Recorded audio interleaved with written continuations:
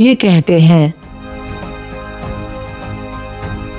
एक ऐसे तपस्वी की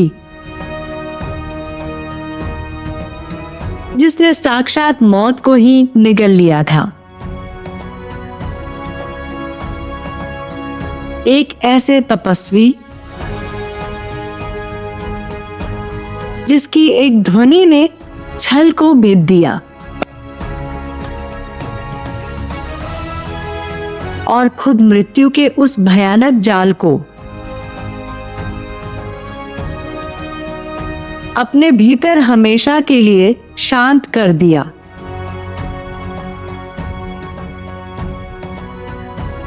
यह गाथा है उस परम शक्ति की जिसने आने वाले युगों की नींव रखी। ये है महर्षि अगस्त्य।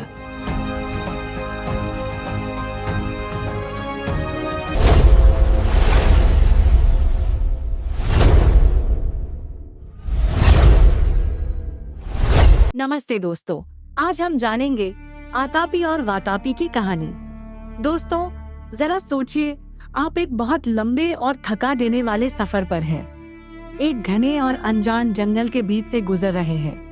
आप भूखे हैं, प्यासे हैं और पूरी तरह से टूट चुके हैं। तभी अचानक उस वीराने में आपको एक बहुत ही सज्जन इंसान मिलता है जो मुस्कुराते हुए आपका स्वागत करता है और आपको एक शानदार दावत का न्योता देता है। आप खुश हो जाते हैं।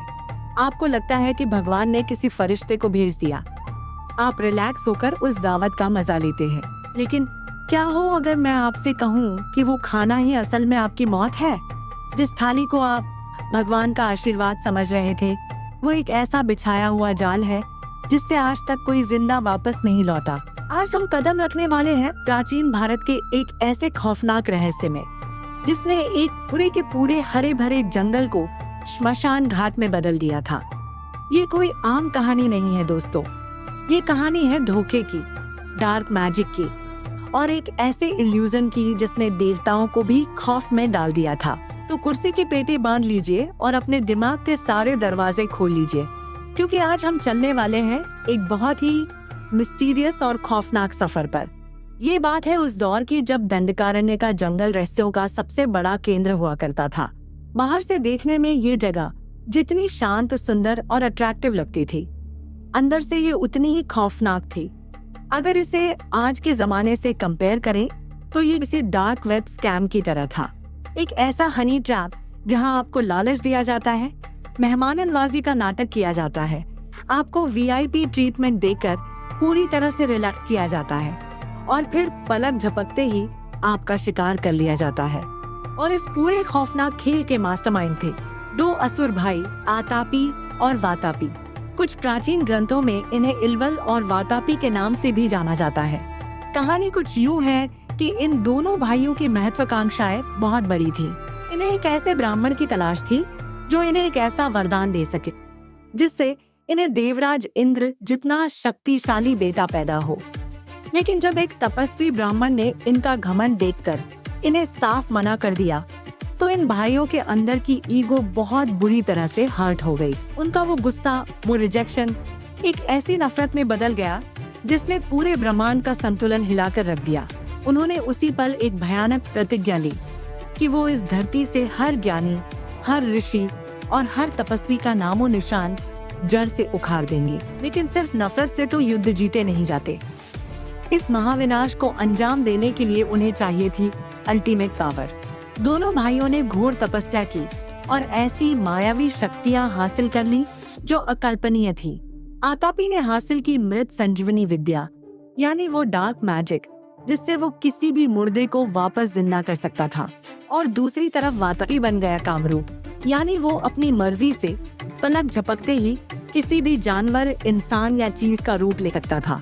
इन दो अलौकिक शक्तियों के साथ दोनों भाइयों ने एक ऐसा डेडली कॉम्बिनेशन तैयार किया जिसने अच्छे अच्छों के पसीने छुड़ा दिए। अब शुरू होता है इनका मॉड्यूस ऑपरेंडी, काम करने का वो खौफनाक तरीका जिसने दंडकारण्य को एक साइलेंट ग्रेवयार्ड बना दिया था। जब भी कोई ज्ञानी ऋषि या थका हुआ तपस्वी उस जंगल के रास्ते से गुजरता, आतापी एक बहुत ही शरीफ, संस्कारी और दयालु इंसान का रूप लेकर उनके पास जाता। वो उनके पैर छूता, उन्हें पूरे सम्मान के साथ अपने आश्रम में इनवाइट करता। दूसरी तरफ आश्रम के अंदर वातापी अपनी मायावी शक्तियों का इस्तेमाल करके एक बकरे का रूप ले लेता।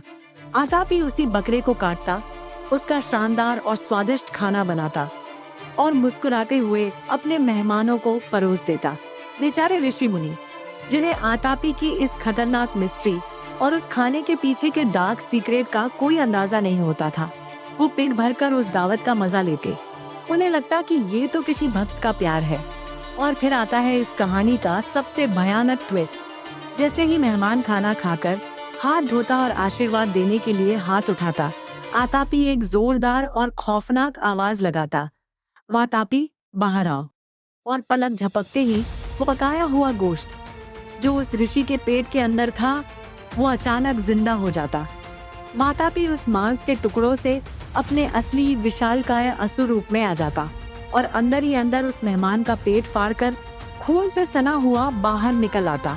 इसके बाद दोनों भाई उस शिकार की सारी संपत्ति और ज्ञान के ग्रंथ लूट लेते और उनके शरीर को खा जाते। एक दावत, एक आवाज और मौत का एक ऐसा खेल जिससे बचने की कोई गुंजाइश नहीं थी। ये सिलसिला कोई 1 या 2 दिन नहीं, बल्कि सालों तक चलता रहा। हजारों ऋषि मुनि बेरहमी से मारे गए। वो जंगल जहाँ कभी वेदों के मंत्र गूंजा करते थे, अब वहाँ सिर्फ मौत का सन्नाटा था। देवताओं में भी खौफ का माहौल छा गया कि आखिर इन सीरियल किलर्स को रोका कैसे जाए।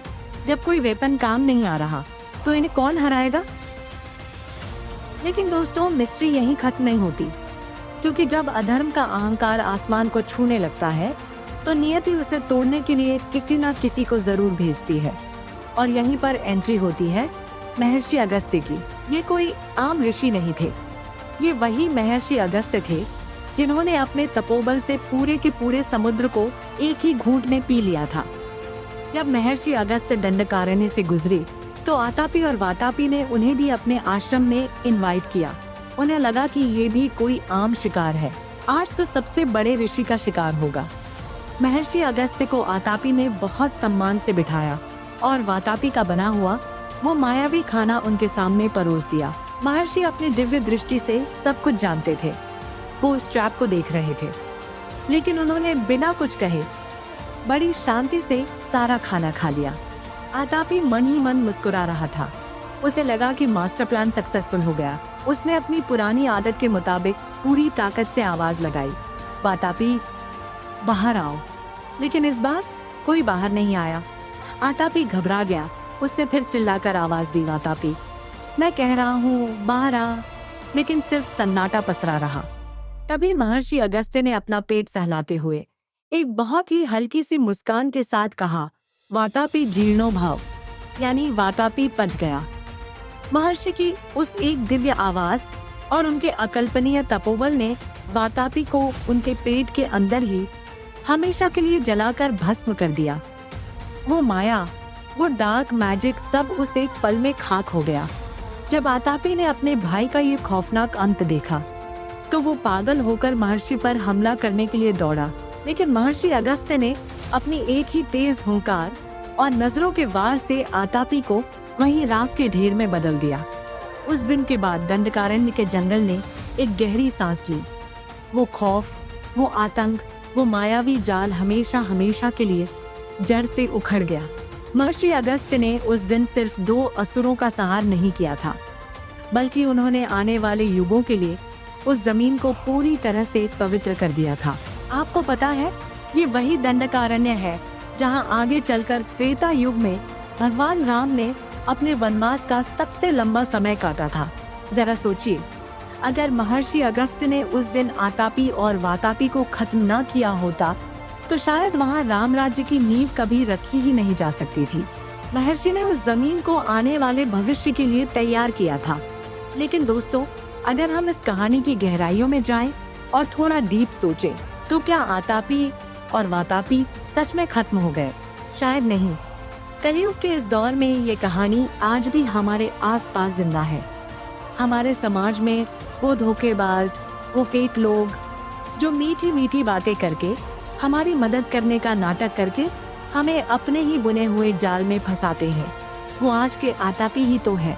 और वो लालच, वो करप्शन जो एक बार हमारे अंदर चला जाए और फिर हमें अंदर ही अंदर खोखला करके मार डाले, वो आज का वातापी है। बुराई आज भी वही है, वो आज भी रूप बदलती है, बस उसके काम करने के तरीके मॉडर्न हो गए हैं। शायद इसीलिए हमारी ये पौराणिक कथाएं हमें सिर्फ हमारा पास्ट नहीं बताती, बल्कि हमारे फ्यूचर को डिकोड करती हैं।